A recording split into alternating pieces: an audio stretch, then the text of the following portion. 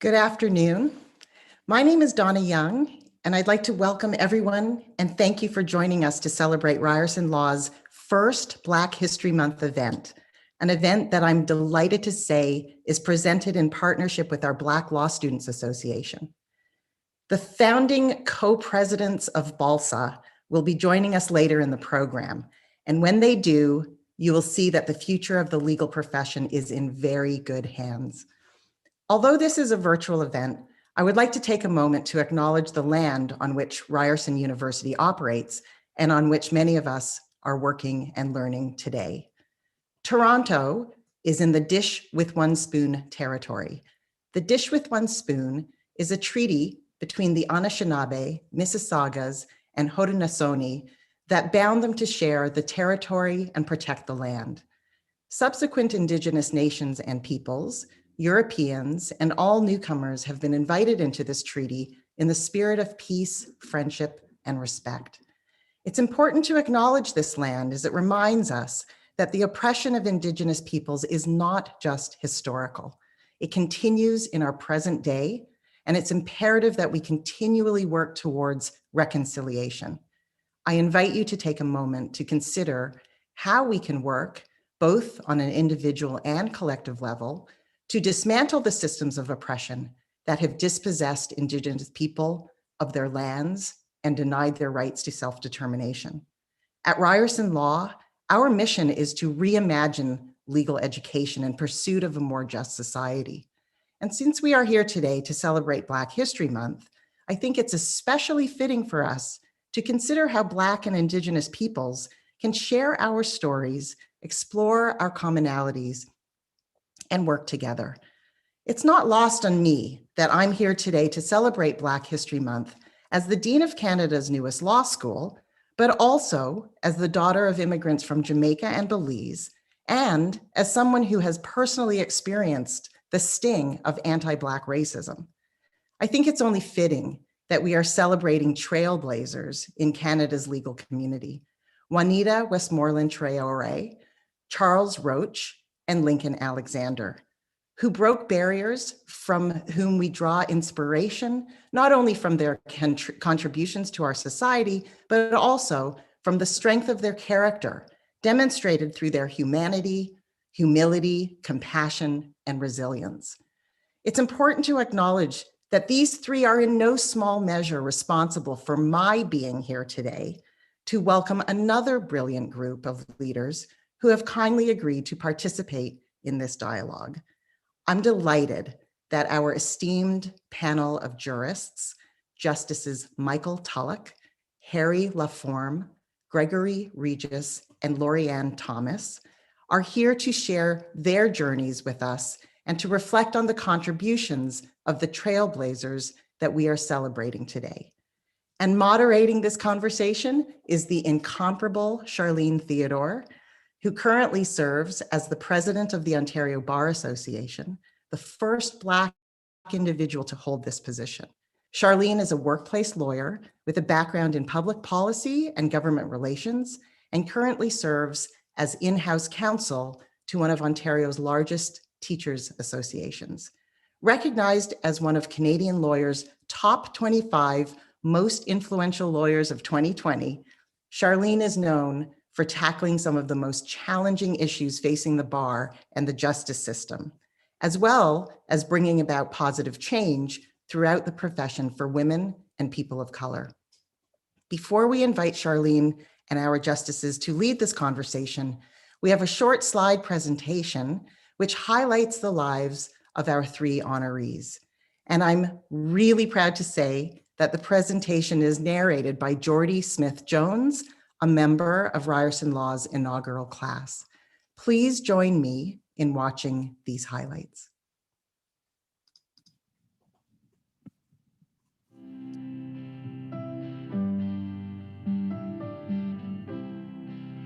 This Black History Month, we honor and celebrate the lives of three distinguished trailblazers in Canada's legal community: Juanito Westmoreland Treyore, Charles Roach, and Lincoln Alexander. Our first trailblazer is Juanito Westmoreland Treyore. She is renowned for becoming the first Black judge in Quebec's history. The daughter of Guyanese immigrants, Juanita was born in 1942 in Verdun, a borough of Montreal. Having lost her mother at a young age, Juanita's childhood was marked by hardship, but also by family love and support. With her father facing many employment barriers, the family was forced to move often, and as a result, Juanita attended 6 different elementary schools. After graduating high school and obtaining her Bachelor of Arts, Juanita studied law at the University of Montreal, graduating in 1966 as the only black student in her class. During her career, Juanita held various public sector positions, always with social justice focus. In 1995, she served as a United Nations advisor to the Commission of Truth and Justice in Haiti. In 1996, Juanita became the first black dean of a law school in Canada. During her 3-year tenure as the dean of the University of Windsor's Faculty of Law, she was appointed to the Criminal and Penal Division and the Youth Division of the Court of Quebec. This marked the first judicial appointment of a black Canadian in Quebec's history. After serving 13 years on bench in Quebec, Juanita retired in 2012.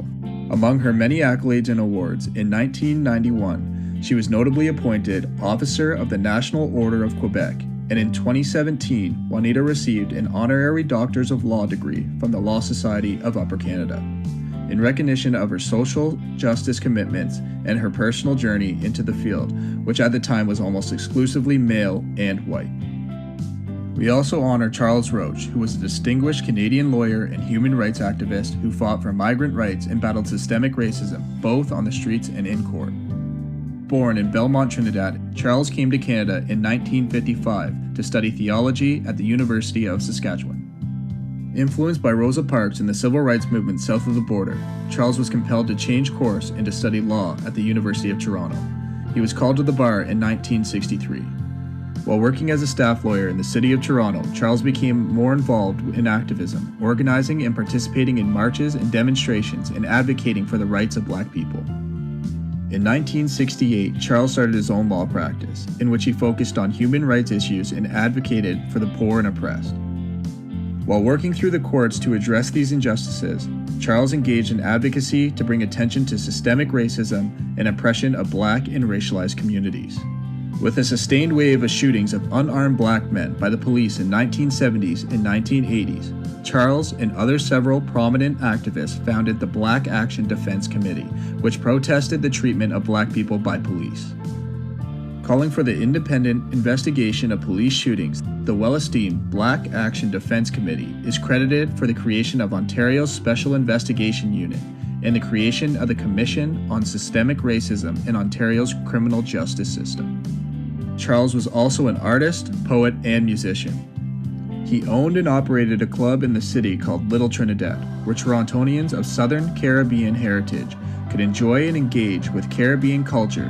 Charles' desire to celebrate the cultural contributions of people of Caribbean descent led him and others to organize the first Carabana Parade in conjunction with the national celebration of Canada's 100th birthday in 1967. This celebration was so successful that the organizers were asked to make it an annual event. In doing so, Charles became the founding member and the first chair of the Carabana Festival, which has grown into the largest festival of its kind in North America. And finally, we pay tribute to Lincoln Alexander, the first black Canadian to serve as a member of Parliament, federal cabinet minister, and lieutenant governor of Ontario. Lincoln was also a leading figure in the fight for racial equity in Canada. Lincoln was born in 1922, the oldest son of Caribbean immigrant parents. Although his father was a carpenter by trade, job opportunities were limited for black Canadians, and so he worked as a porter for the Canadian Pacific Railway, and his mother worked as a maid. After his parents separated, Lincoln moved to Harlem, New York as a teenager to live with his mother. Lincoln returned to Toronto in 1939, shortly after the start of the Second World War. Although he was too young to enlist, Lincoln worked as a machinist in a Hamilton-based factory, making anti-aircraft guns for the war effort. Lincoln later joined the Royal Canadian Air Force in 1942, a branch of the armed forces which often restricted non-whites from entering the service. Lincoln served as a corporal with the Air Force until 1945. After the Second World War, he turned his efforts to higher education. After earning a Bachelor of Arts from McMaster University in 1949, Lincoln pursued a degree from Osgoode Hall Law School. Lincoln entered politics in 1965 and ran as a conservative MP for Hamilton West but was defeated. 3 years later, Lincoln ran again, and that time he won the seat, making him the first Black Canadian to sit in the House of Commons. A brilliant and distinguished public servant, Lincoln was re-elected 4 times, serving a total of 12 years. In 1979, Lincoln was appointed the Minister of Labor, a portfolio he held until 1980. In doing so, he became the first Black Canadian to hold a cabinet position. In 1985, Lincoln Alexander was sworn in as Ontario's 24th Lieutenant Governor, the first Black Canadian to be appointed a vice-regal position in Canada. As Lieutenant Governor, Lincoln was able to take an active role in multicultural affairs of Ontario, promoting the causes of racial equality, education, and youth. At the conclusion of his term, Lincoln was appointed as Chancellor of the University of Guelph in 1991, where he served an unprecedented 5 terms. In his provincial, federal, public, and private roles, Lincoln consistently advocated for the equal treatment of Black Canadians, championing equity, diversity, and inclusion at every turn. For his contributions, Lincoln was appointed as a Companion of the Order of Canada and to the Order of Ontario in 1992. While Juanito, Westmoreland, Treyore, Charles Roach, and Lincoln Alexander charted very different journeys in their legal career, they were all trailblazers and champions of equality and excellence in their own right.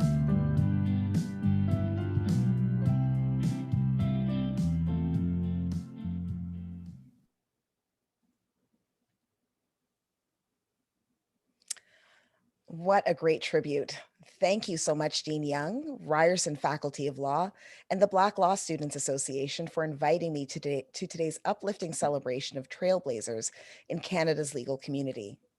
We are in for a treat. In putting together this remarkable program, the team at Ryerson Law has assembled a panel of Black justices who are as inspiring as they are accomplished. I'm also very pleased to participate in this event because I feel a real affinity with Ryerson Law and the principles and priorities it advances. Any opportunity to connect with your forward-looking, inclusive community is one I truly relish. Now, last September, just as Canada's newest law school opened its doors, I became the first Black president in the Ontario Bar Association's 113-year history. I assumed the role in a period of social upheaval and a global reckoning on anti-Black racism. I knew that I could not take the platform and power that I was afforded in this role at a time of unrest and also possibility for granted. Change within the justice sector has not only been called for, but become more critical than ever. I feel so privileged to be a part of making that happen with the support of the diverse and dedicated OBA community of over 16,000 lawyers, judges, law students, and educators, including all of you enrolled in Ryerson's Law School. Through 2 initiatives launched during my presidency, Work That Works and Not Another Decade, the OBA is helping reinvent the legal workplace to be healthier, more inclusive, innovative, and productive. These reimagined spaces will empower the very best work from lawyers from all walks of life. We are building a culture of unyielding equality and opportunity so that lawyers can contribute and develop their unique talents and grow into the kind of leaders that they want to be, the kind that make a difference, a meaningful difference, and light the way for others.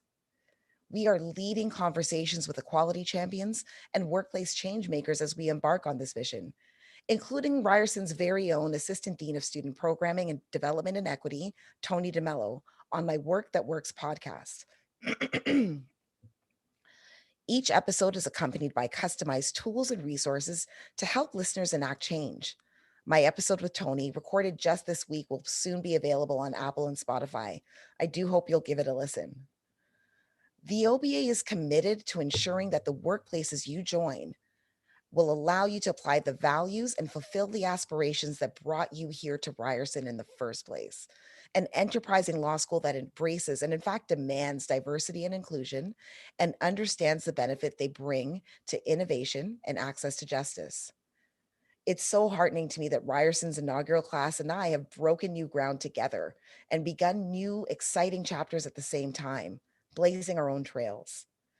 We are able to do so thanks to those who went before us and showed us what was possible. These are vanguards and visionaries who broke barriers and contributed so much to the culturally diverse, compassionate, and prosperous nation we call home. They are the giants on whose shoulders we stand and whom we celebrate throughout Black History Month. They are the reason so many of us value association involvement as a means of effecting lasting change. In inclusive, welcoming, and engaged communities like Ryerson and the OBA, we find support and strength in numbers. Now, speaking of community, I'd ask all of you students and Ryerson faculty to save the date of February 22nd and plan to attend the first virtual OBA Blocko. It's our virtual block party that will bring Black lawyers and law students together during Black History Month in the spirit of community building and celebration.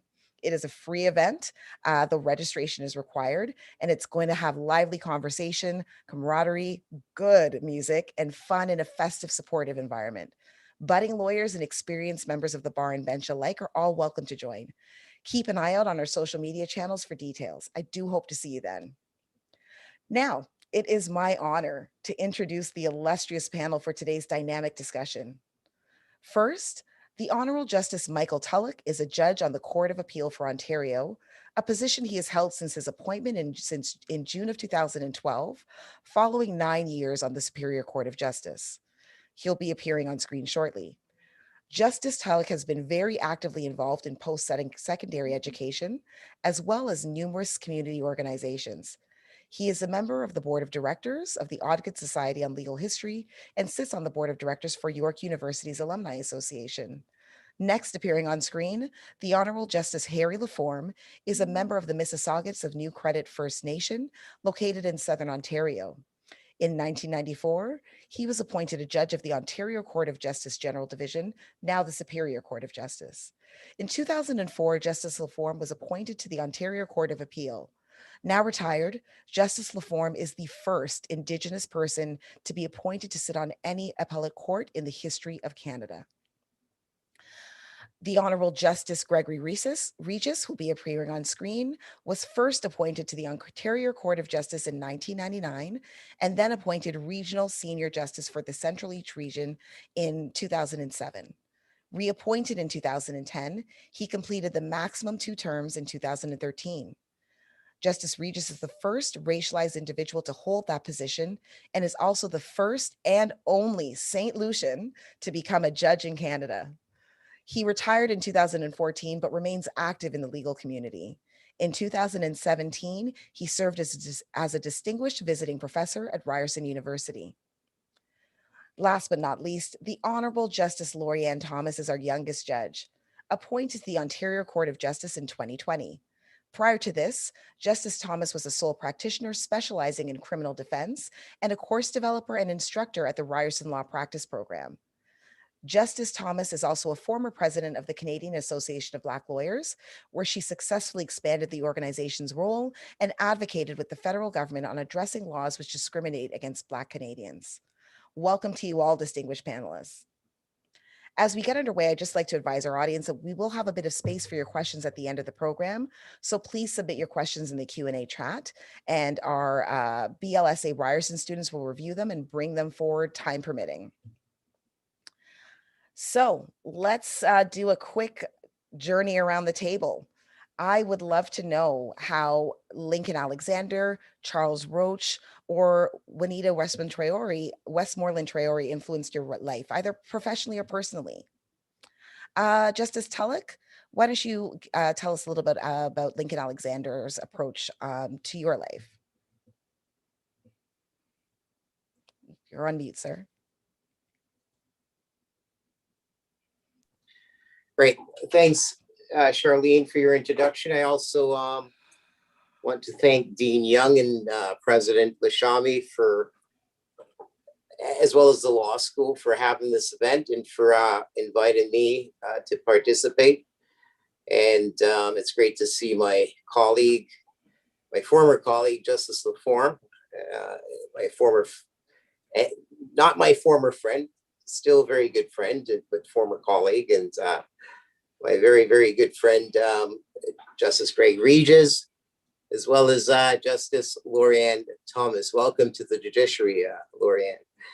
Um, I could speak about all three of these individuals because, and just to put it all in context, right? I went to law school. I started law school in 1986, and at Osgoode Hall, and there weren't a lot of us as Black students there. There were about three of us in my class or in my year, and our first introduction to the legal profession was a host was a reception hosted by Charles Roach, and so for him, you know, he was a great, as we all know, he was a great civil rights lawyer, someone who was deeply committed to social justice and you know, to the betterment of the Black community.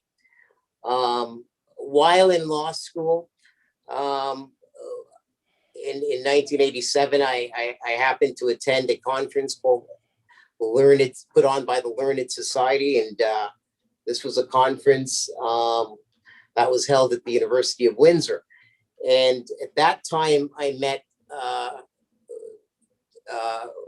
Professor, well, now judge or former judge, Westmoreland Torre. And she was extremely influential to us as not only Black students, but to all students that were grappling with the issues of rights and discrimination. You know, and back in the 80s, those of us that were not white, we felt a real insidiousness of racial discrimination, both directly and indirectly, you know, towards us. And so it was important for us to have an outlet where we can have frank and open conversations. And people like Juanita, she allowed that. And subsequently, you know, I grew to meet Lincoln Alexander. I knew of him. I studied all about him. But it wasn't until somewhere in the 90s when I met him, interestingly enough, in a very informal setting. We had seats next to each other at the Raptors game. At that time, I had season's tickets, and Mr. Alexander was a member of the board of directors of the Raptors organization, and you know, because we'd see each other so much, and I went up to him, I spoke to him. We subsequently became, you know, relatively good friends, and you know, I grew to admire him, and I learned firsthand about his life and the struggles that he underwent when he was in law school. And I remember him telling me at that time about, you know, a friend of his in Hamilton that would drive him to school because he didn't have a car, you know. And when he started law school in the 40s, I think it was shortly after the World War. As we all know, a lot of the veterans were given scholarships so they could go to law school. So he got into Osgoode, and but he had to drive all the way from Hamilton to Osgoode. And you know, strangely enough, the young man that was driving him happens to be the father of one of my now colleagues on the Court of Appeal, Mr. Bill Horrigan, or Justice Bill Horrigan. So when Bill joined the court, both him and I were judges in Peel together. That history immediately connected us. So it was fascinating. But these are individuals that were real to me in my own history within the legal profession. And these are people that I grew up looking up to and admiring. And, you know, they were a real sense of inspiration. So they motivated me to be the best that I could be. And so just to give you that historical context of my own involvement with all of them. Thank you so much, Justice Tullock. Justice Leform, I understand that Lincoln Alexander had a huge influence on you as well.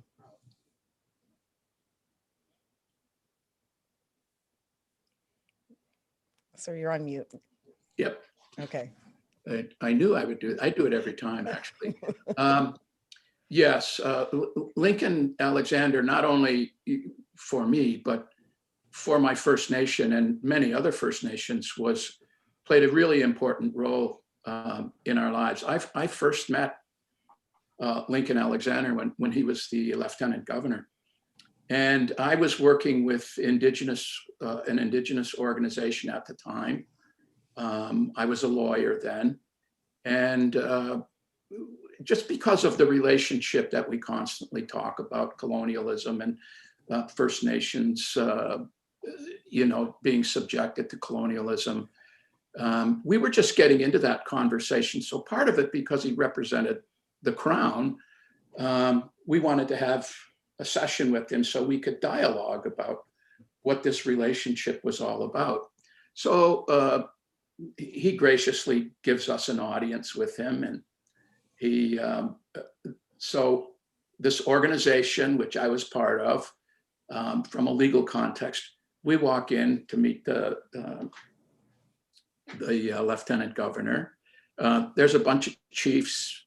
There's other members from council from the organization. And he was very gracious. He was very friendly. And that's one of the things that we were really impressed by, because he was going to listen, and we knew that he was going to listen, except that one problem came up. And that problem was really my dad, who was our chief at the time from my First Nation. And Lincoln spent a lot of time in Hamilton. And I really wasn't aware of all of that, but they got talking about racism and how they grew up as young men in Hamilton, where really their presence wasn't all that wanted. Mm-hmm. And they got to laughing and sharing these stories. And they were talking about, and this was where the laughter really came from. They got talking about all these places that they got kicked out of, not because they were rowdy or anything like that, but just because they were of color, right? Mm-hmm. And once they started, they just kept going back and forth. We remember this place. Well, I remember here. We both got kicked out of this place, and nobody got kicked out of this place. And it just went on and on. And so we didn't get a lot of discussion done because of my dad and Lincoln Alexander having this incredibly good time talking about when they were young men. And I think one of the very interesting things about that it illustrates as well, is that laughter becomes a sort of a tool to address things like, racism and the treatment that you can get from other people. And I noticed that Lincoln Alexander did the same thing. It was all about, this whole thing came down to all these stories of abuse and rejection and racism. And yet they just seemed to have a really good time about talking about it. And I know that's an Indigenous practice, by the way. We tend to take all of those horrible experiences, including residential school, and we can tell those stories and laugh and laugh and laugh. And that seemed to be the case with Lincoln as well. And I became appreciative really quickly that perhaps the Black community handled these misfortunes the same way. So that was my first experience with Lincoln, and we became very close after that. And we too had a lot of laughs. That's wonderful. That's wonderful. Something we are all relying on more and more these days. Yeah. Justice Regis, I know that Charles Roach hold a special place for Charles Roach. Can you tell us a little bit about why he means so much to you? Well, thank you very much, Ms. Theodore. I met Charles Roach when I first came to Canada in 1974. I arrived here as a 25-year-old to become a student at Ryerson to study journalism. I had been working as a reporter in St. Lucia, as you've said before. So I was coming with a kind of certain antenna up, if I can put it like that. And I heard about Charles Roach as this immigration lawyer in the black community. That's what I first heard of. So I naturally became involved in what was going on in the Caribbean community, and I met Charlie. And I discovered very quickly that he was much more than an immigration lawyer. He was really a human rights lawyer. He was a champion for poor people and the underprivileged and the underdog. And as I became more and more attached to what was going on in the Black community at the time, I discovered that Charlie, in addition to practicing law and fighting all those fights in the courts, he was actually involved in a lot of community organization.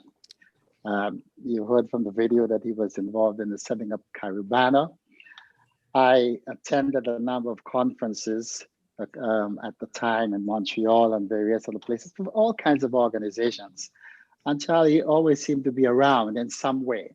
I remember specifically when I got to know Bromley Armstrong, the late Bromley Armstrong, who was one of our champions for human rights. Bromley, one of the first things Bromley said to me was that he gets a lot of help from Charlie in his work. So he was all around the community doing that kind of stuff. So I think that's kind of what got me attracted to him.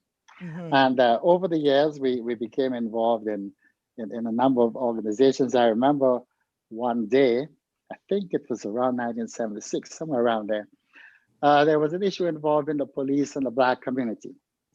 And Charlie and Alan Sparrow, who was a city councilor at the time, and a number of people had sort of organized and said, let's go to Charles Street, where the police headquarters was at the time. Let's have a meeting with the chief. I think there was a group of about 12 of us. And this big burly policeman, with his Irish accent says, you guys have to leave right away. I'm going to give you 5 minutes to leave. And there were a number of group of us, not me, I'm always very scared of being arrested. A number of these guys wanted to stand their ground, and Charlie was the one who very quietly said, no, guys, that's not the way to do this. There's no point in getting arrested. So he had that kind of touch.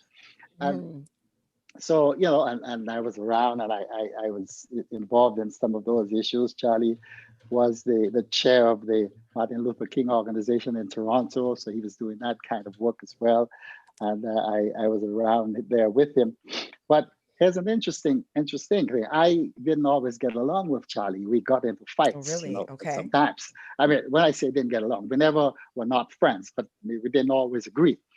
And one occasion where we had a big disagreement was in 1988. In 1988, we recall that Wade Lawson was shot. Yes. A 17-year-old youth from Mississauga was shot by the police. And following this, there was a big response. And the chief of police at the time invited a number of us to come and talk. So Percy Anderson, who was a professor at York University, myself, Juanito, and a bunch of us decided we'd go listen. And Charlie thought we should not go to the police station and talk to the police. We should be out on the streets marching and so on. And we got into a big disagreement about that. And I remember saying to Charlie, look, Charlie, you can do the street thing. I'm going in the boardroom and try to make some real change. We had that kind of conversation. But it never disrupted the friendship, really, because what happened after that was a week later, Charlie invited us to his home to talk about what we had discussed at the board of the police department and what sort of programs we were thinking of doing and how he could get involved. And that was one of the times, again, you saw the other side of Charlie. He pulled out his guitar and he started singing calypso, and we had a great time. So he was that kind of guy. I mean, his work with Bad Seed, for example, that was a lot. He wasn't getting paid for that. He was taking time off his law practice, and he was doing work in the community.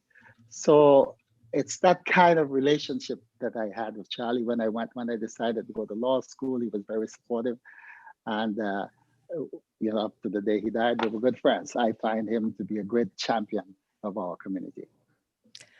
That is just such a wonderful story, and it mirrors the different approaches throughout the Black community that we use today in tackling anti-Black racism and how we can work together.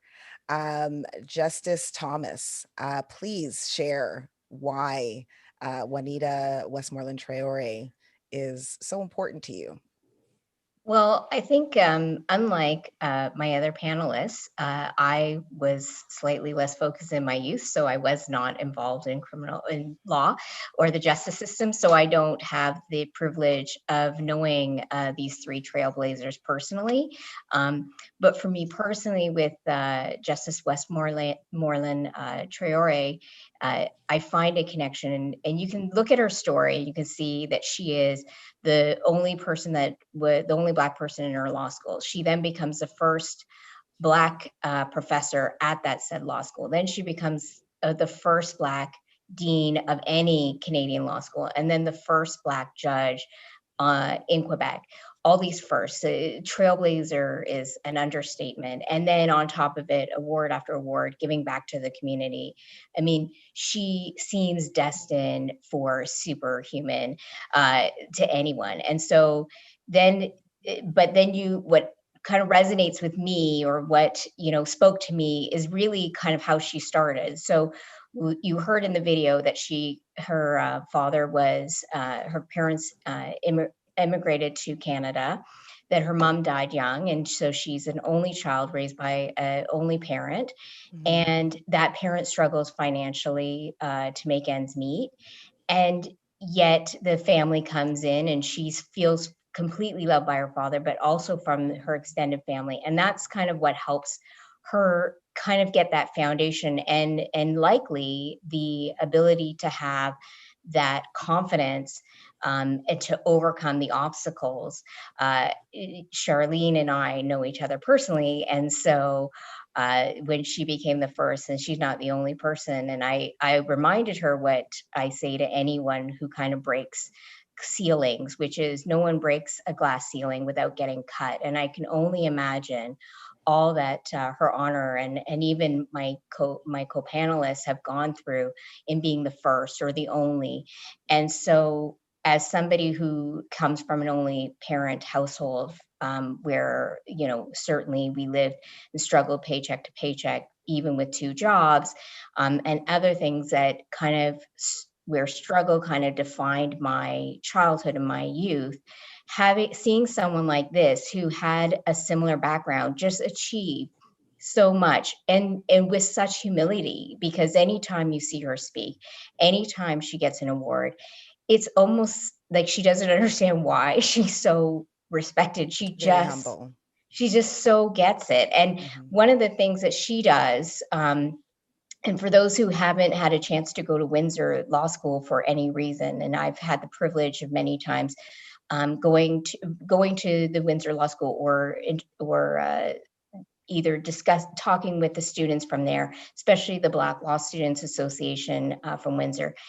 Her presence, even though she was a dean for just a few years, it still resonates in Windsor Law School. You can still see it. They still adore her. And there's a confidence that comes that I see in those students that comes from feeling valued. And that's what happens when you have someone who represents you, that was in charge of your law school. It makes it, you're not the other, you're not the outsider. And that's what she did. And certainly it's so appropriate that we're doing this presentation. And she is one of the trailblazers being honored today at the newest Canadian law school, with the new Black dean, and also a school that focuses on equity and diversity and equality. I mean, all of that comes into play. So these three say so much, but for me personally, Justice Westmoreland Treyore is just somebody who really is inspirational, but inspirational way that seems some things are achievable. So I absolutely adore her, and I'm fangirling over everybody that's here. But if I ever get the chance to meet her, it will be my complete honor. So. I am also fangirling over everyone that's here. And speaking of fangirling, I want to just interrupt our program for 30 seconds because I got a little note while you all were speaking, and I wanted to share it with you all. Hello, Mrs. Lincoln Alexander wrote in and wanted me to say hello to all of you, all of the justices, and wanted to let me know that she is thankful to you for sharing your comments and your memories of our Trailblazers tonight. So I thought it was appropriate to let you know that at this juncture. But Gregory, let's get you off mute and let's talk again. Let's talk about, I announce very loudly and proudly, your Caribbean, specifically St. Lucian heritage, because we share the same heritage. And so I want to ask you, what do young people of Caribbean heritage need to know about Lincoln Alexander? As a first-generation Canadian of Caribbean descent, what do you notice about Lincoln Alexander's impact on the legal profession that has that uniquely Caribbean imprint? Well, I think it will have to be what C.L.R. James, the famous Trinidad writer, described as the Caribbean audacity.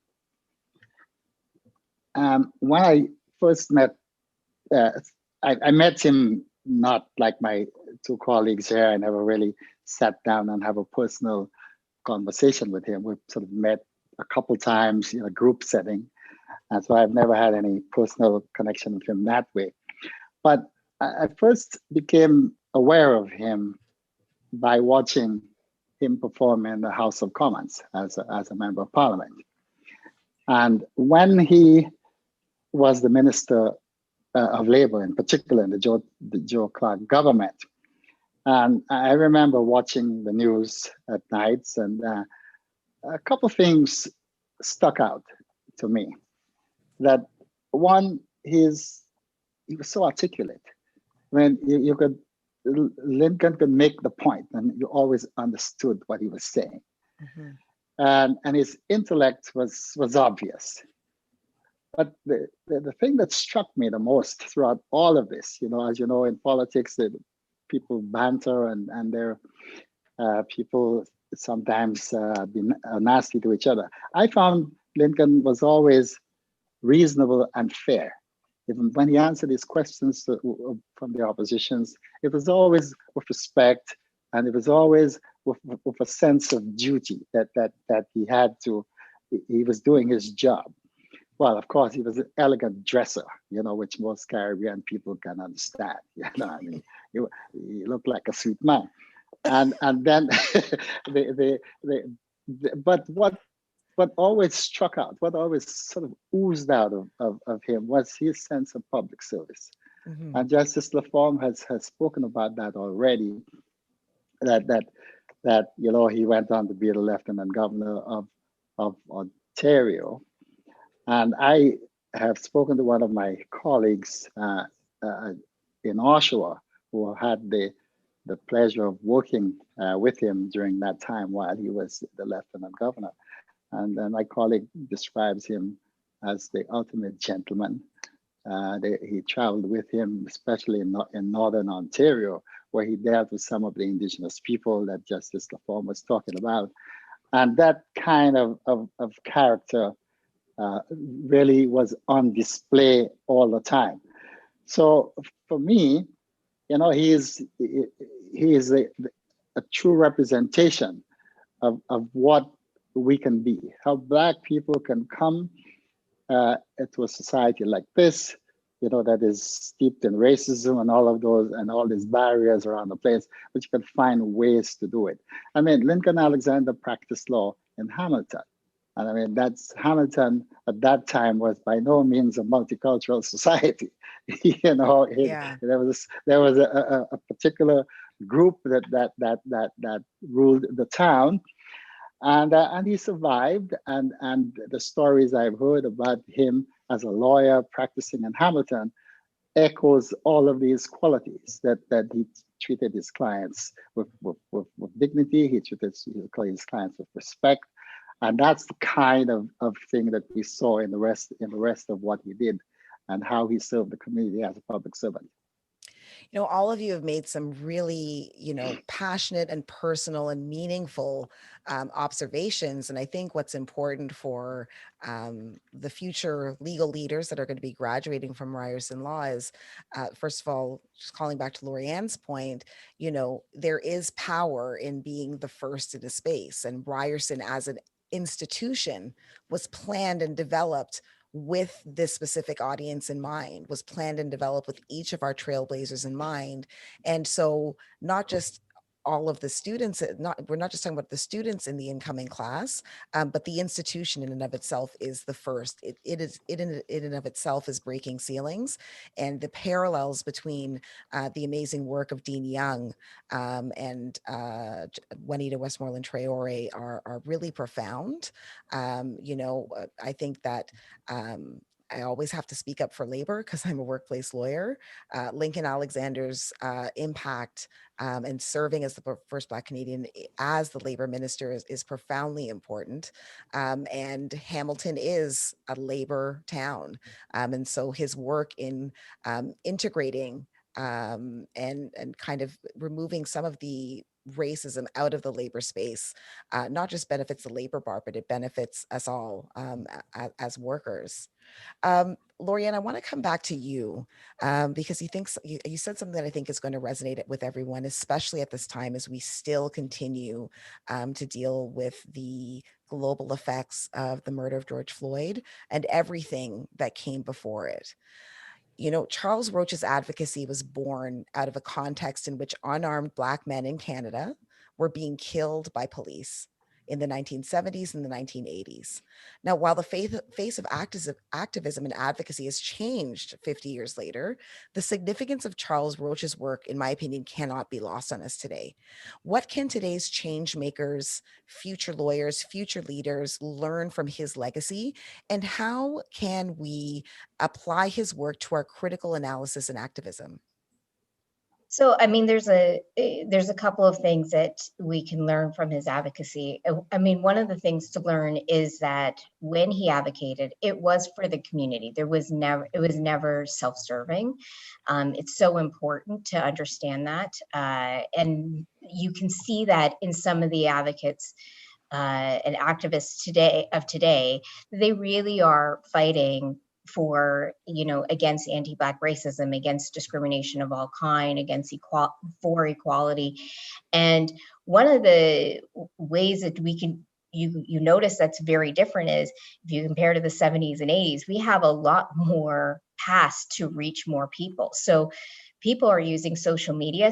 We've heard where it can be used for not great things, but there is some great good that can be used and is being used with social media, creating a moment. When you think of the George Floyd, yes, it was on the news, but it was also in social media. It reached so many people and in so many different ways, and it opened up and had discussions. And of course, there are people before George Floyd, there are people after, there are people in the States, there are people in Canada, and definitely in other parts of the world. But right now, I think, is the time that you have to decide how can you change things. And so there's ways, certainly for the class, there's things that you can do in school and certainly work on inclusion, but also being engaged and putting yourself out there. So being those change makers, being part of those trailblazers, which is doing what feels uncomfortable, doing something that you don't necessarily think it's your space, but making it your space. Certainly we've seen changes, discussions in the Law Society of Ontario about inclusion and diversity. And so what do we need to do is we need to be a part of that. And so when I was with cable and before, I would do more. I can't do that as much, so I'm going to have to look to this class to do much more of that advocacy on our behalf and for their community. But there really is ways that you can do it. And just remember, when you're doing it, it's for not just, it's for your community, for everyone. And to, if you put away your ego and keep your, and I say that because it's really important to really listen to any opposition and address those concerns, whether, and see if they're valid at all. And sometimes they are, sometimes they're not, but address, address the naysayers. But be focused, and be involved, and do it in the way that you can, whether it's through law, through community work. Figure out how you can be a change maker. I completely agree. There is power in community, and whether that community is, your Ryerson Law future alumni, whether that community is the OBA or cable, that is where you will find not only the strength and power to do that work, but where you'll find that resilience because you're not going through it alone. Now, I'd love to chat with you, Justice Leform, about gender. So through my own personal learning, and the learning of many of lawyers throughout my organization, we have come to understand that the traditional view of gender is quite different in the Indigenous community. So Justice Leform, I'd love to hear your perspective, both as a man and an Indigenous elder, on Justice Westmoreland Treyore's impact and continuing role as a champion for women and racialized women in particular, in the judiciary and in the legal sector overall. Yes, thank you. I neglected to say at the beginning, I wanted to thank Dean Young for the land acknowledgement. That's very important to us. And it's not just a rote statement of, this is where Indigenous people once roamed. There is significance to it, and I want to thank her very much. The second thing is I wanted to thank everybody in the organization for inviting me to participate in this, because I have such affection for Ryerson, and I really have a super affection for the law school, because I often think, God, I wished I'd have been something like that when I was going to school. And it may have been, I just think you're producing the right kind of graduates and those that know how to practice law, instead of those machines that we went to in law school, where it was like cookie cutter. Everybody came out the same way. So the students have to appreciate what a unique experience they really are having, and I think it's going to be to the benefit of everyone, including us out here. The women in our societies prior to colonialism had a special place, as do all people, I should say. We don't have elements of our society, or didn't have elements of our society, and people in our society who were different to the extent that they were looked upon as being different. If they were looked upon at all, and this included women, it was that they have a special gift that they're going to provide for the community. And we have to learn how to appreciate that gift. We have to learn to know what their gift is. It's like, people born with mental illness or anything like that. They were put here for our purposes to benefit us. And we just had to learn how to listen to them and to learn what the message was. Women were the same.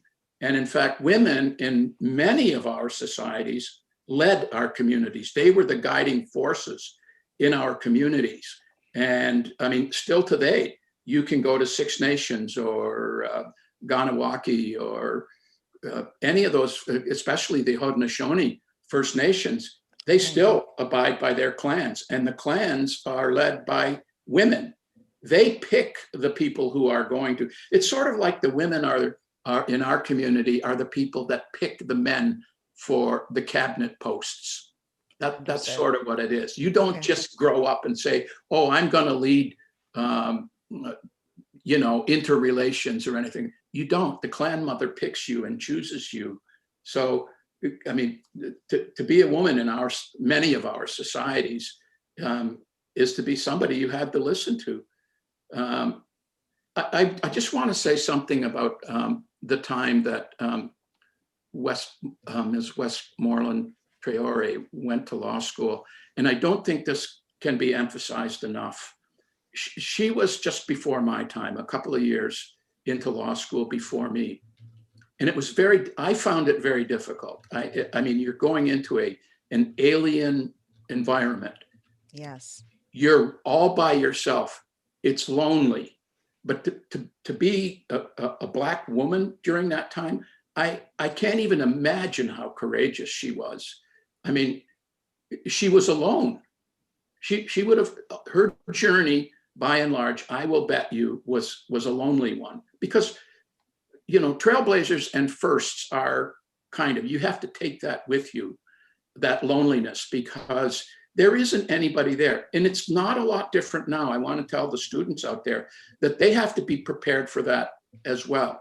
And Charlene, you made a very good point, and that was networking and how to do that, because I used to surround myself with who I was in my chambers. You walked in there, you knew that was in the chambers of an Indigenous person. And that's where I took my own personal comfort from that, because otherwise I was walking around with people that don't understand me. I came from a completely different place. I thought a completely different way. I was taught a different way. And I didn't have a lot in common with my colleagues until Michael came on board, of course. But it is a lonely existence, and especially getting into this profession. And it's not a lot different today. I mean, there's more for sure, but there isn't.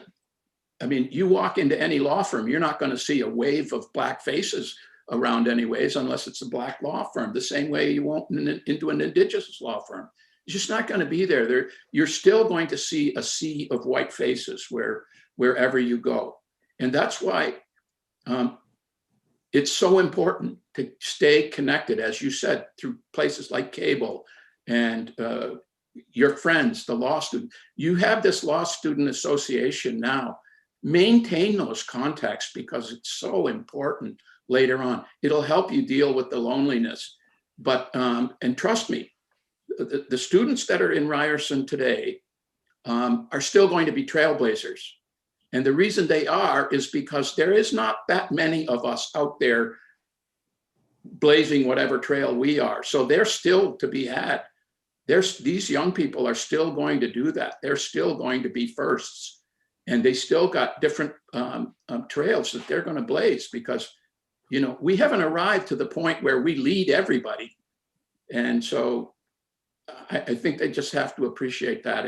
But I can tell you, if Ryerson achieves what I think it will achieve, and I know it wants to achieve, they will be trailblazers, and they'll know how to do it, and they'll have the tools to do it.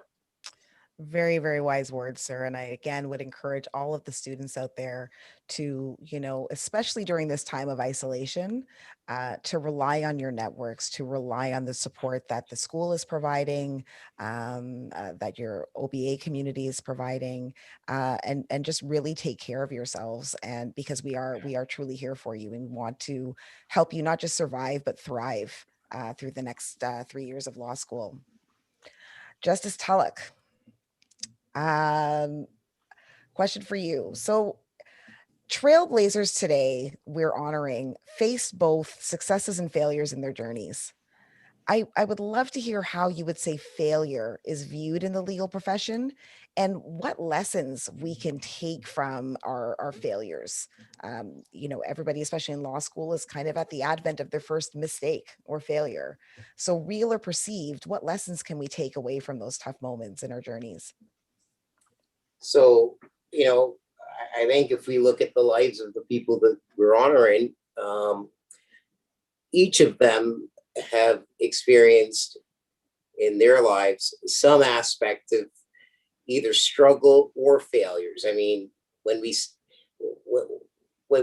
you study Lincoln Alexander's life, you know, when he graduated from law school, he couldn't find a job anywhere in Toronto. And he ended up going back to Hamilton. And it was a group of racialized lawyers. I think one was a Japanese, another was a First Nations lawyer, and another a Jewish lawyer, all of whom had failed to find jobs. And they all came together and formed their own firm. And, I remember him saying this was the first, like they called it the United Nations, right? So, but out of that firm, they were able to still get excellent work, and they were able to struggle and survived. And as we all know, we're now celebrating the Lincoln Alexander as someone who is a trailblazer. I mean, when he first ran for Parliament, I think he also failed, but eventually succeeded, and he became a Minister of Labor under Joe Clark's government. And again, while he was in the House of Parliament, it wasn't an easy task for him.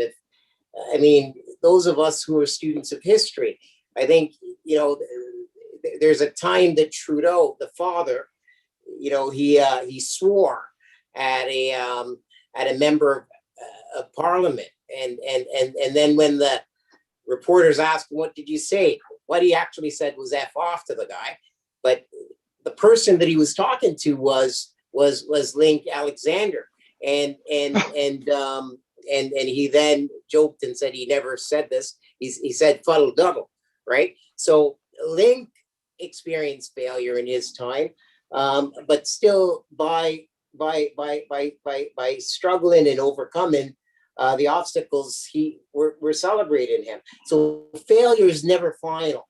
The same can be said for Charlie Roach. He could never get a job, and that's why he formed his own law firm in the 60s. And not only did he form a law firm, but his law firm was a powerhouse in the 70s for human rights and social justice. And it was a center where a lot of people joined him in his struggles for justice. And as Greg indicated, he had a very unique style. He felt that, for him to make the changes that he needed to make, he had to work outside of the constraints of a system that he felt was constraining to him. So some may see that as failure, but it really wasn't, because he was still a lawyer working within the system and accomplishing, the ends of justice. And the same lesson can be learned from Justice Westmoreland Touré, as Harry just said, when they went to school, or when she went to school in the 70s, I can't imagine what it would have been like as a woman, but not just a woman, but as a Black woman, and as a Black woman in Montreal. And that, though, did not in any way impeded her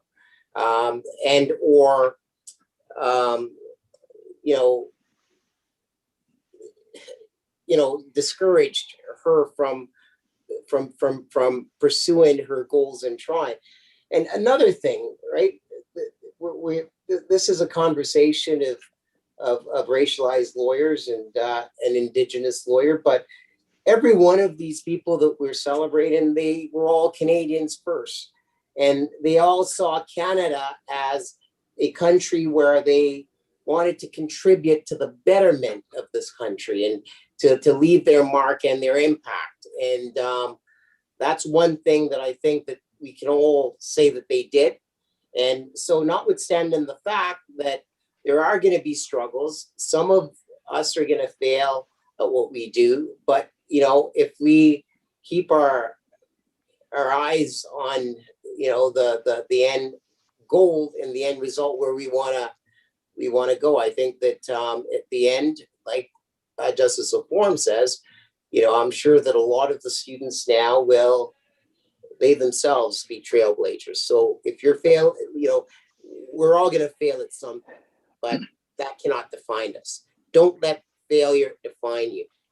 and that's, failure is not the end goal, and it's not, it's not final, but, our pathway is a journey.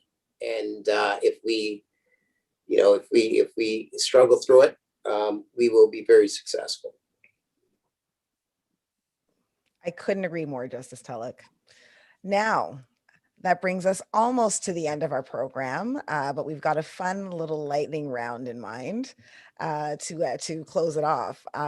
Like all of the students in the inaugural class of Ryerson University, Ryerson Law, we've had to make some adjustments. We've had to change our habits. This is my actual kitchen behind me. So very, very quickly, because we have a special guest that wants to pop in. What is your favorite hobby or trend or activity that you've adopted during the pandemic? Justice Lorien Thomas, lightning round starts, go. No, it's watching RuPaul. Yes. Just hours and hours of RuPaul Drag Race. I just can't seem to get enough. So that would be it. I mean, I went for long walks, but I'd rather watch RuPaul than go for a walk. So that's it. Yes. Justice Regis, go. Oh, I guess mine is boring. I cleaned my office after a while. All the clutter from my office is gone. But seriously, I've been reading. I've reread Malcolm Gladwell's David and Goliath again. I finished reading Justice McLaughlin's biography, Truth Be Told, and I'm now starting President Obama's biography. And I picked up the guitar again. I'm trying to play the guitar. I've been trying to play the guitar since I was 10, and I have not been able to do it. That's amazing. Justice Leform, what's your new pandemic hobby? Well, one of them is trying to learn all the various mediums for virtual conversations. As you saw from the beginning, I'm not very good at it because I never know how to turn my mic mute on or off. So I'm learning that, which I'm finding kind of exciting. The one thing I really needed to say this about a comment you made about failing, or the question about failure. I have a son who is now in his second year of college at Mohawk College, and he's a special ed student. He requires different ways to learn, and gets accommodated that way. But his definition of failure, which I've adopted, is first attempt in learning. That's the acronym. There's first attempt in learning. In learning. So take that, it's worth it. Completely worth it. What a lesson. And finally, Justice Tullock, what is your new pandemic hobby? You know what? I'm really boring. I don't think I have any new hobbies. I miss going to the gym, so I'm working out of my house. And I read as much as I can, but I try to keep very, very rigid habits, and so I can't really say that I have any new hobbies. Well, I will also keep it real, since you guys were so open to our audience of newly quarantined law students. I too am constantly jonesing for what next is on Netflix. And I too call my friends, including Justice Lorien Thomas, and do a detailed play-by-play of shows like RuPaul's Drag Race, which is new for me. And you think I would not have the time, but somehow I managed to find the 25th hour in the day to call my cousin, who I know is watching, and Justice Lorien Thomas, and have detailed discussions. You would think we were talking about the latest Supreme Court decision, but nope, it's all about RuPaul. So whatever new habits you've picked up, just make sure they bring you joy, make sure they're healthy, make sure you embrace them. Again, we want you to not just survive, but thrive at Ryerson. And Dean Young and her team have built an institution that is going to outlast all of us and be there for years to come. And like I said, the institution in and of itself is a trailblazer. I am so pleased to announce that we have a special guest who's going to come and join us on our Zoom chat. Juanito Westmoreland Treyore, Justice Westmoreland Treyore, was listening to us and is overwhelmed by all the kind and deserving things that you've said, that you've all said about her. And she would like to say a few words. So I will give her the floor.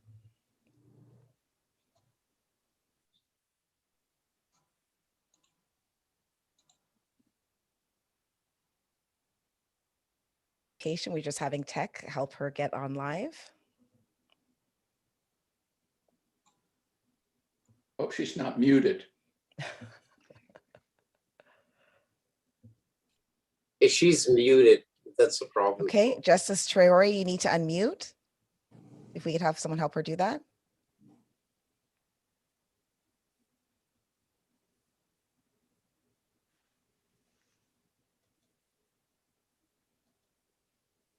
Here we go.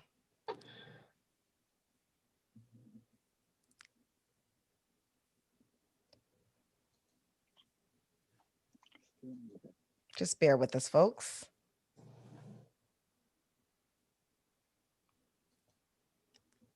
If we could have somebody who's providing IT support in the background unmute. So I cannot do that, but Okay. Justice, it's usually in the bottom left-hand corner, and it's the microphone icon.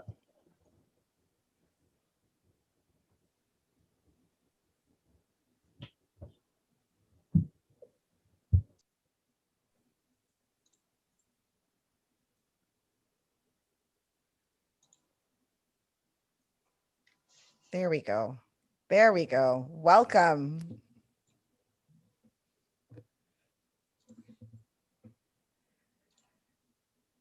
Okay, so we're still having some difficulty with the sound. We will work in the background to try and fix that. But in the meanwhile, and bring Juanito Westmoreland Treyore back. In the meanwhile, while we're working on that, I just want to thank you to our extraordinary panelists for sharing your stories, your insights, and your own calls to action. Even hearing you talk about the three incredible heroes we're here celebrating today, I feel so proud to be in the presence of such giants in the justice sector. You are all Black leaders who continue to inspire everyone here in our audience and myself as well. You inspire us to lift up those who follow in our own footsteps. So at this point, I'll just check in on, let's try again. Ms. Westmoreland Treyore? No? Okay. So we'll try and bring you on. At this point, it is, though, my absolute pleasure to introduce Chanel Dover and Sophia Thompson, who will be bringing forward a few questions from the audience, time permitting. Chanel and Sophia are members of Ryerson's Law Class of 2023, the inaugural class. They are also the founding co-presidents of Ryerson's Black Law Students Association. Over to you, Chanel and Sophia. Thank you so much, Charlene. I appreciate it. And thanks again to all of our esteemed panelists. Let's see if we can just do a quick question from the audience in the meantime while we see if Justice Westmoreland Trayore's got that. Yes, we do have a quick question here. Good evening, Justices and everyone joining us this evening. We do have a question. Justices, during your law school career or during your legal career, what was one action you undertook you would say was crucial in paving the way for those who were to come after you? Maybe we can start with Justice Tullock. Okay, so I talked about in 1987 going to the Learned Conference. So it was out of that conference that a group of us came together and formed the first racialized law student association, right? In the law at Osgoode Hall Law School. So at that time, it was called the Nelson Mandela Law Society, and the whole objective of that was to help, to really advocate to the government at that time, both the federal government and the Ontario government and the various law school presidents to divest out of South Africa to fight against apartheid. So that was our group, and that was a group started by the three of us that were young Black lawyers at that time. And then subsequently, I was one of the founding members, and myself and a number of other, like Philip Sutherland and Sandy Thomas, Patricia DeGear, Roger Rowe, of cable, right? So to create an organization for Black lawyers, you know, wherein they can not only dialogue among themselves, but educate themselves. I also, one of the other things that I did was, as a student, I worked with Greg Regis. I was a student member of the board of the Jane Finch Legal Aid Clinic. And that was a connection for me and students from the law school to the community at Jane Finch. And at that time, Justice Regis was the director of the Jane and Finch Legal Clinic. So I've been involved right from law school, right? And to try and somehow pave the way so that others who follow after us could have a better path. Thank you for sharing, Justice Tullock. Justice Thomas? I just want to actually add something, which actually I saw come up in the chats, and I think it's important to say, because when I being the newest of the judges, had an option whether I wanted to swear an oath to the Queen, and I chose not to, in respect of the colonization that has happened for our people.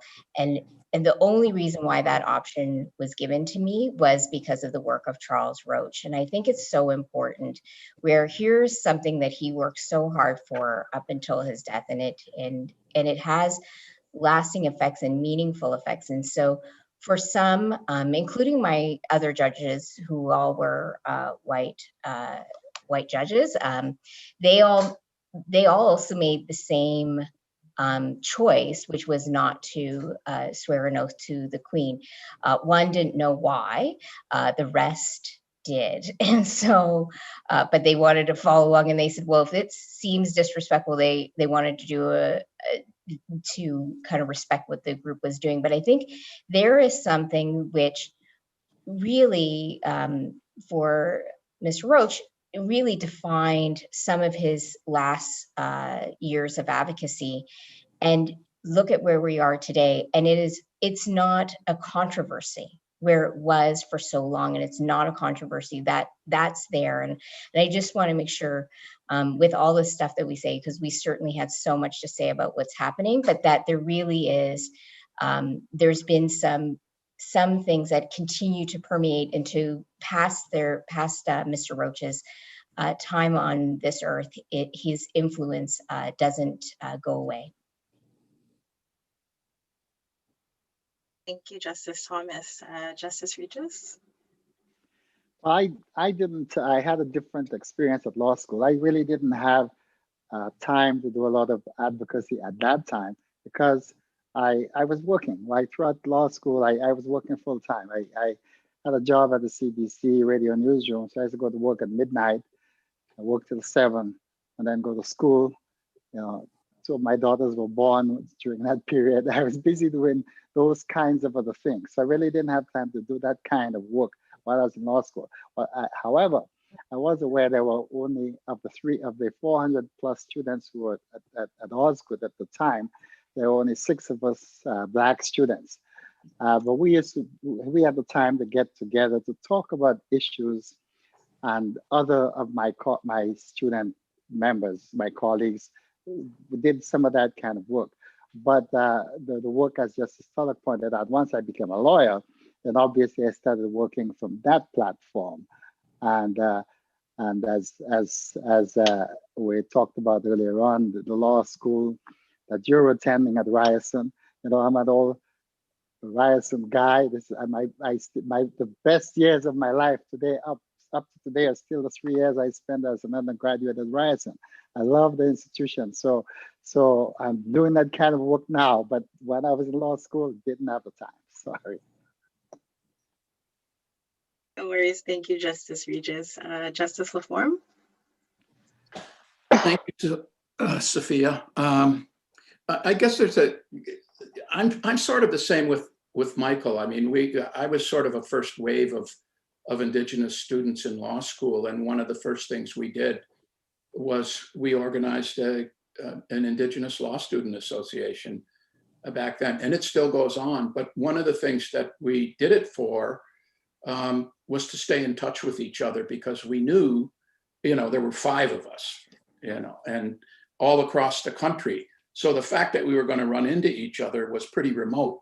And so we decided that this association, whatever kind of funding we had or anything like that, wherever we got it from, we would at least try to meet a couple of times a year in a different city where one of the lawyers would be. And we would just sit around. Our whole purpose was to just keep connected to each other and talk about our experiences. And that's what we did. And I was one of the two students at the time, Indigenous students, that put that together. I was the first president of that Indigenous Law Student Association. The other thing I learned over time that I'd like to pass on is that I learned that you don't have to be like everybody else. In fact, you shouldn't be. In other words, don't take your experiences and the way you do things from those that are already there. I often said, when people ask me, and this, I think it applies to law as well, in the practice of law, but I said, I am an Indigenous judge first. I'm not a judge who is Indigenous. And by that, I meant I was going to allow my life's experiences inform my decision-making. And if there's any piece of advice I would pass on, that's, I think, is an important one, because you've got rich history and background, and it needs to find its place, as was suggested, in the administration of law and the interpretation of law. They're very valuable in that sense, and don't ever forget that. Thank you very much for sharing that, Justice Leform, and thank you to all of the justices. And hearing all of you speak, it seems as though there's something very crucial in being the first to start something and set a foundation. And I think Chanel and I and many other Ryerson Law students on this call can absolutely relate to that. And I'm sure many of us hope to remember that teaching and carry it with us as we continue improving access to legal education and professional opportunities for current and prospective Black and Indigenous students. With that being said, I'm just going to pass the floor over to Chanel. Thank you, Safia, and thanks again to all of the justices. Unfortunately, it doesn't look like we'll get Justice Westmoreland Treyore to join us, so we'll continue to move forward with the program. And on behalf of the Black Law Students Association at Ryerson Law, Safia and I are pleased to announce the launch of the BALSA Black Excellence Award beginning this September 2021. The BALSA Black Excellence Award is to be awarded to a student with demonstrated social responsibility through their work in the Black community. Applicants must also have demonstrated a financial need and a high academic standing. This award is one step of many in support of our chapter's mission, vision, and values. BALSA Ryerson is committed to improving access to legal education and professional opportunities in the Black community. We aim to connect, inform, and support Black students at Ryerson Law through the powers of community, inclusivity, and opportunity. Our goal is to create a strong and resilient community for current and prospective Black students at Ryerson Law. We believe that this award represents our guiding principles that also embody and solidify Ryerson Law's commitment to equity, diversity, and inclusion. Our award's longevity depends on the support of individuals, law firms, corporations, and other donors to achieve our goal of helping Black identifying individuals attend Ryerson Law. We believe that no donation is too small to make a difference. As Chanel mentioned, this is truly one of the very first major steps in support of our chapter's mission, vision, and values. Scholarships and awards are initiatives that have always been on the forefront of our minds, and we are very excited to be finally establishing the BALSA Black Excellence Award. BALSA Ryerson is the very first student-led association that was formally recognized at Ryerson Law, and we are now the very first association to establish an award and provide funding for incoming students in the faculty. Your support for this inaugural BALSA Award means everything to us, and of course, the incoming Black Law students for the September 2021 session. Those who have come before us helped free us in extraordinary ways, and we wish to free those that come after us. Funding is one of the most crucial ways in which we can create access to legal education for Black students. Again, every single dollar helps. To contribute, we hope you will visit ryerson.ca/law/giving and support us on this very important initiative. When you do visit the website, you would simply click donation, fill in the required information, and under the designation tab, you will see the Balsa Black Excellence Award. I would now like to thank everyone for joining us today with a very special thank you again to our honorable justices. Before we sign off, I just wanted to quickly mention that if you enjoyed today's event, please visit ryerson.ca/law for exciting upcoming events. For those of you interested in law and technology, consider joining us on March 6th for Legal Next, where big ideas collide and legal futures are charted. This inaugural one-day conference will offer thought-provoking and divergent perspectives and will challenge us to think differently about legal education and how technology can disrupt the legal sector. Legal Next is proudly presented in partnership with Ryerson's Legal Innovation Zone and is accredited for professionalism content by the Law Society of Ontario. And the event is of course free and absolutely open to all. Finally, if you're interested in getting involved with Ryerson's Black Law Students Association or collaborating with us on any kind of initiative, please connect with us via social media. We do have Facebook, Twitter, LinkedIn, and Instagram. And our handle is the same for all platforms, which is Balsa Ryerson. So that's BLSA RYERSON. Thank you again, and we hope to see you soon. Have a good evening, everyone.